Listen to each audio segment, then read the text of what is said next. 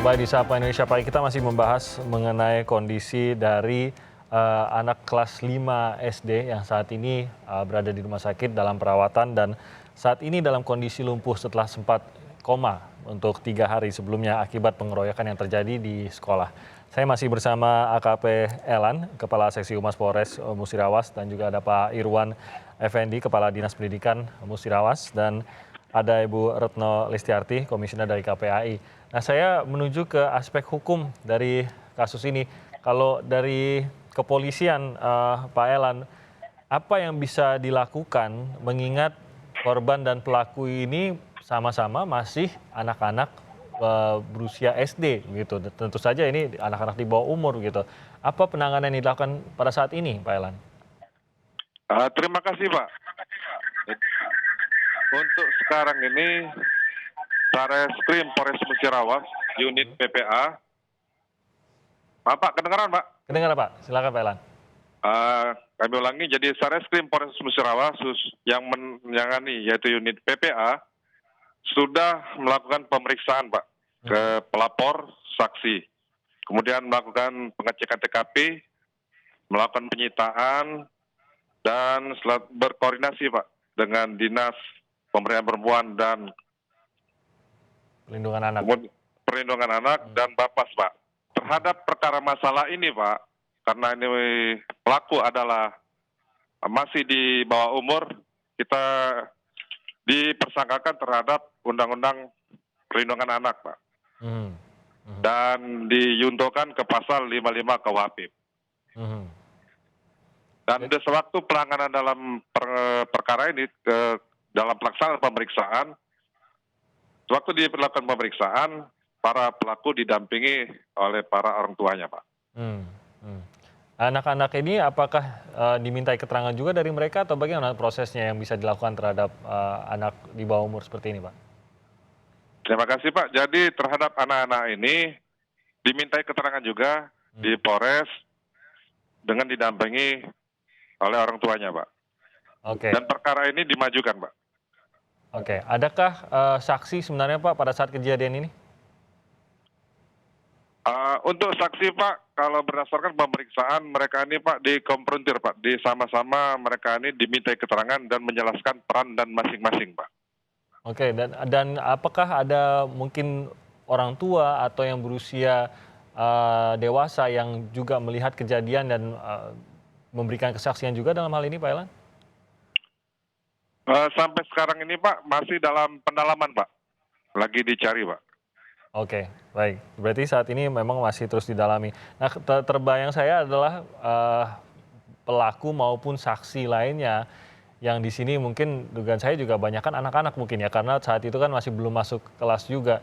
Ini akan ada kesulitan sendiri untuk kepolisian, Pak, untuk memintai keterangan khususnya dari anak-anak. Meskipun didampingi oleh orang tuanya, tapi saya tidak terbayang kalau saya berusia mereka lalu ditanya-tanyai oleh polisi begitu.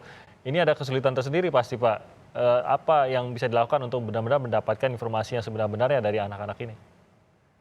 Terima kasih, Pak. Jadi dalam penanganan kasus ini, Pak, untuk dalam pemeriksaan, jadi unit PPA dari Sareskrim Polres Musirawas, Pak, untuk menanyakan ini, Pak, memang dibuat sedemikian rupa sehingga sewaktu melaksanakan pemeriksaan, pendekatan terhadap anak-anak, Pak, bisa dirasakan oleh anak-anak dan tidak terlihat memaksa atau menakutkan sewaktu dilakukan pemeriksaan, Pak. Tidak seperti interogasi begitu ya, Pak ya? Tidak sama, Pak. Oke, tidak sama dengan interogasi untuk kejadian di usia dewasa. Oke, saya ke Pak Irwan. Pak Irwan, apa yang saat ini mungkin pendampingan yang dilakukan untuk anak-anak tersebut, baik korban maupun pelaku? Karena sebenarnya saya yakin dua-duanya juga ya kita tahu korban saat ini dalam kondisi sakit di rumah sakit, bahkan orang tua terus menunggunya dan berharap bahwa lumpuhnya ini tidak permanen yang ia alami saat ini. Orang tua pelaku juga khawatir begitu dan mungkin saat ini mungkin tidak bisa melanjutkan pendidikannya dulu atau apa sebenarnya, Pak Irwan? Ya, terima kasih Mas Timothy.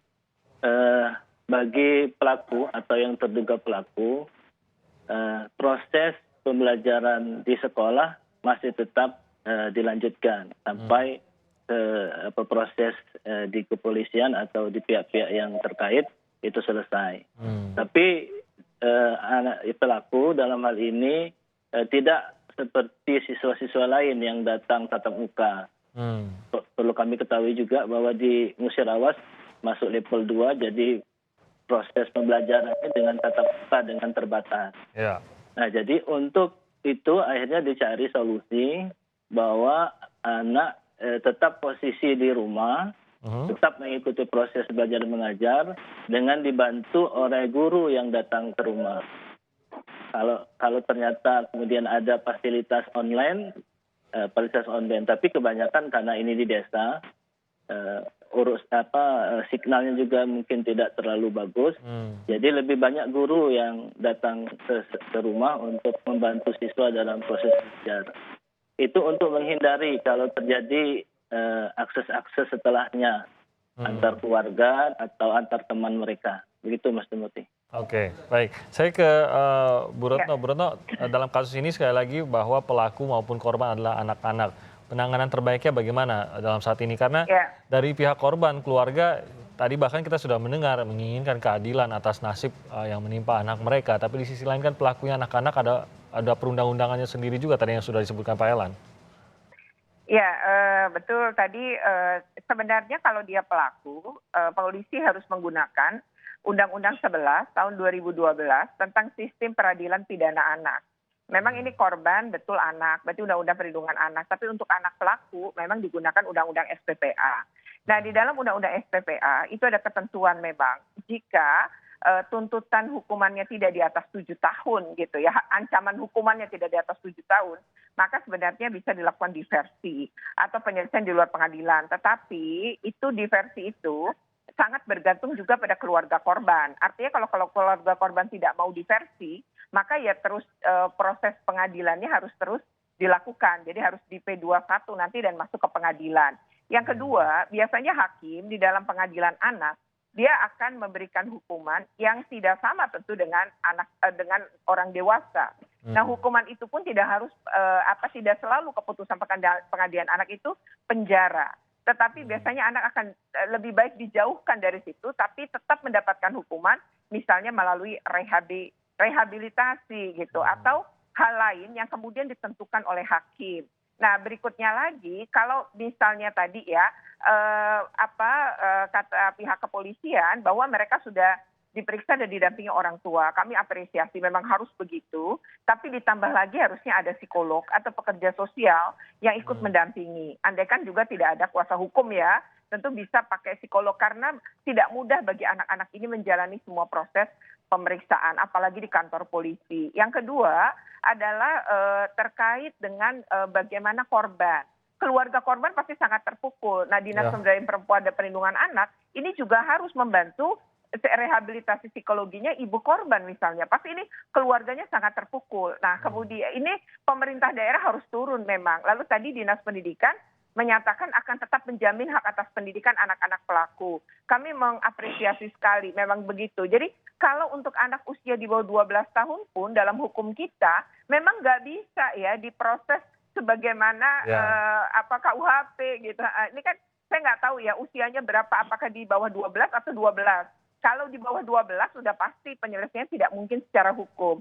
Nah, artinya ada proses diversi yang tetap melibatkan pihak kepolisian, keluarga, Dinas Pemberdayaan Perempuan dan Perlindungan Anak, kalau di sana ada KPAD, Komisi Perlindungan Anak Daerah juga bisa dilibatkan. Itu sih sebenarnya ya. Jadi memang ini berbeda karena anak-anaknya usianya masih kecil-kecil gitu ya. Artinya ada aturan di SPPA itu batasnya 12 ke atas baru bisa. Nah, ini 12 ke bawah berarti tidak bisa. Nah, ini bagaimana kemudian polisi juga harus melihat undang-undang SPPA ini ya, sistem peradilan pidana anak. Dan kami juga berharap nih KPAI bahwa anak-anak pelaku juga mendapat rehabilitasi psikologi. Pasti dia juga terpukul sebagai pelaku.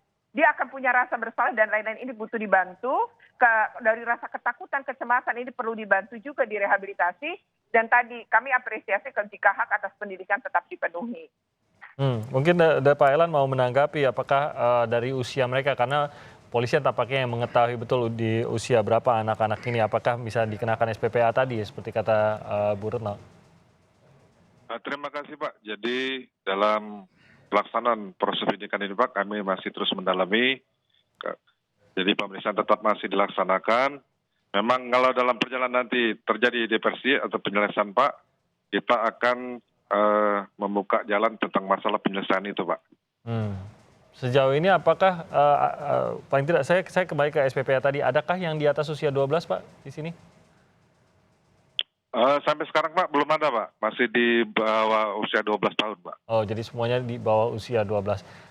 Antara keluarga pelaku dan korban, apakah sudah ada pembicaraan untuk diadakan pertemuan, Pak?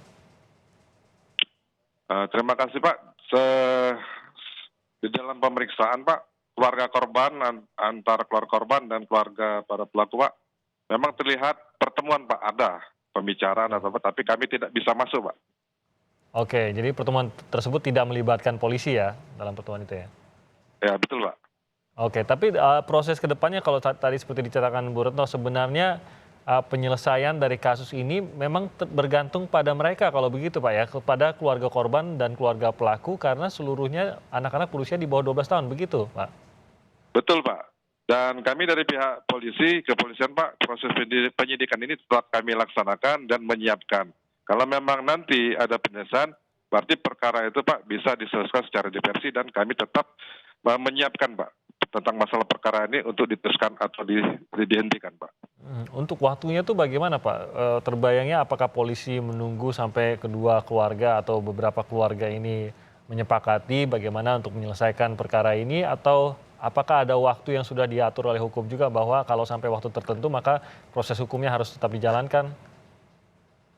Untuk sekarang ini Pak, waktu tidak ditentukan Pak karena ini menyangkut anak-anak, tapi karena anak-anak para pelaku ini merupakan anak dan tidak ditahan Pak, jadi bisa terus dilaksanakan pemeriksaan Pak. Dan kemungkinan masalah diversi masih bisa kita pertimbangkan Pak. Oke, baik, saya ke Pak Irwan. Pak Irwan, mungkin dari Dinas Pendidikan juga mengikuti perkembangan kondisi baik korban maupun para pelaku. Pak Irwan, apakah ini diikuti dan mungkin apa yang bisa disampaikan? Ya, terima kasih. Kami dari Dinas Pendidikan tentu ya tentang kejadian ini turut prihatin ya Mas Timothy. Dan kami mendengar sekali dengan apa yang disampaikan Ibu Retno tadi bahwa ini adalah pelajaran bagi kami di Dinas Pendidikan yang harus jadi momentum itu untuk evaluasi secara menyeluruh bagaimana semestinya pihak sekolah dalam hal ini guru, terus kepala sekolah dan juga penjaga sekolah atau warga sekolah pada umumnya. Ini untuk guru mungkin Mas Timothy. Kami kalau di tingkat SD itu memang namanya adalah guru kelas yang memang paling besar tanggung jawabnya karena mayoritas waktu di kelas itu adalah guru kelas. Ya. Memang ada guru bidang studi, ada guru bidang studi agama Islam atau agama, terus ada juga guru bidang studi olahraga. Tapi yang paling banyak di kelas itu adalah guru kelas. Ya. Beda dengan tingkat SMP. Kalau tingkat SMP adalah wali kelas. Salah satu guru mata pelajaran ditugasi untuk menjadi orang tua atau menjadi wali kelas. Nah, guru kelas ini tentu karena waktu berinteraksi dengan anak lebih banyak, berarti guru kelas lah yang paling terdepan untuk mempelajari bagaimana sebenarnya karakter anak, bagaimana sejarahnya, bagaimana latar belakangnya, sehingga guru kelas ini harus mengetahui peta bagaimana siswanya di kelas itu. Nah, Pak Irwan, terkait dengan hal ini bagaimana pembelajaran dari Dinas Pendidikan khususnya yang mungkin nanti akan disosialisasikan ke sekolah-sekolah agar hal seperti ini bisa terhindar dan agar hal seperti ini kalau sampai terjadi lagi bisa tertangani dengan lebih cepat, dengan lebih baik? Ya, tentu ini Mas Timothy, ini akan kami mungkin kerjasama nanti dengan Dinas Pemberdayaan Perempuan dan Perlindungan Anak seperti yang disampaikan Ibu Retno tadi tentang ada undang-undangnya atau ada aturannya tentang bagaimana menghadapi kekerasan di sekolah, baik kekerasan yang dilakukan oleh sesama siswa maupun dengan guru. Dan sehingga guru punya fokus itu kalau ada sinyal atau ada tanda-tanda akan ada kekerasan sesama anak itu bisa tertangani dengan sebaik-baiknya. Baik, Bu Retno, tadi Ya. Ibu menyoroti bagaimana tidak ada yang mengawasi pada saat sebelum pelajaran. Mungkin hal kedua yang kalau bagi saya menarik perhatian adalah bagaimana korban ini sempat masuk ke kelas dan sempat masuk ke dalam kelasnya, sempat duduk, tapi pada saat dilihat kondisinya kurang baik, hanya sempat dipijit lalu dibawa ke puskesmas. Ini makan waktu yang cukup lama. Mungkin ada perhatian khusus juga untuk penanganan untuk kondisi kedaruratan atau kondisi kesehatan di sekolah ini juga seharusnya menjadi sorotan, Bu. Apakah Bu Retno setuju dengan hal ini? Ya, saya setuju. Harusnya ada semacam SOP ya. Jadi kalau ada warga sekolah, guru pun misalnya tiba-tiba jatuh sedang mengajar, gitu ya, itu mungkin langkah pertama kalau namanya orang jatuh dan mulai terlihat tidak sadar diri ya. Misal anak ini menunduk, responnya sulit, tidak bicara lagi. Menurut saya memang mesti tindakan cepat adalah tidak ke puskesmas tapi langsung ke RSUD terdekat gitu ya, agar penanganannya bisa lebih cepat gitu. Itu yang memang harus dilakukan, tidak hanya berlaku untuk peserta didik, tapi pendidik yang mengalami hal yang sama pun ketika di lingkungan sekolah harus mendapatkan proses itu. Jadi ketika kita lihat tidak ada respon, itu berarti ada sesuatu yang berbahaya. Jadi tidak cukup dengan dipijat atau di UKS saja, tapi segera aja langsung dibawa, siapa yang bawa mobil, segera berkontak gitu ya. Kemudian dinas pendidikan juga harus mungkin menyiapkan sesuatu yang seperti itu untuk ke dinas kesehatan agar ada ambulan, sehingga membawa ke ambulan dengan patah tulang leher misalnya atau ada masalah dengan leher tadi, ini kan terlalu banyak mungkin diangkat, bergerak gitu ya, jadi makin memperparah kondisi gitu. Jadi memang harus ada SOP yang jelas ketika kondisi disebut dengan tidak sadar karena sempat jatuh, sempat apa, itu memang seharusnya langsung ya penanganannya adalah ke rumah sakit yang besar. Mungkin itu sehingga ini dengan penanganannya lebih cepat bisa jauh lebih lebih bisa diselamatkan gitu ya. Artinya dampaknya lebih kecil dibanding yang sekarang kan kelumpuhan ya, dan nanti kata dokter aja kemungkinan sembuhnya hanya 7-20%. Saya rasa anak ini bisa lumpuh seumur hidup, itu kan yang kita khawatir sekali ya. Ini bagian juga dari pembelajaran yang harus kita dapatkan dari kasus yang terjadi di Musirawas ini. Dan semoga memang benar-benar kita belajar dari sini, baik sekolah maupun pihak-pihak terkait, agar jangan sampai terjadi lagi terhadap anak-anak kita. Terima kasih atas waktunya, Bu Retno, Pak Irwan, dan juga Pak Elan. Terima kasih atas waktunya. Salam kami juga untuk keluarga korban maupun untuk keluarga atau anak-anak dari pelaku ini. Semoga bisa diselesaikan dengan baik. Harapannya tentu saja korban bisa kembali pulih seperti sedia kala. Terima kasih sekali Pak Elan, Pak Irwan, dan juga Bu Retno. Salam sehat. Sama-sama, salam sehat.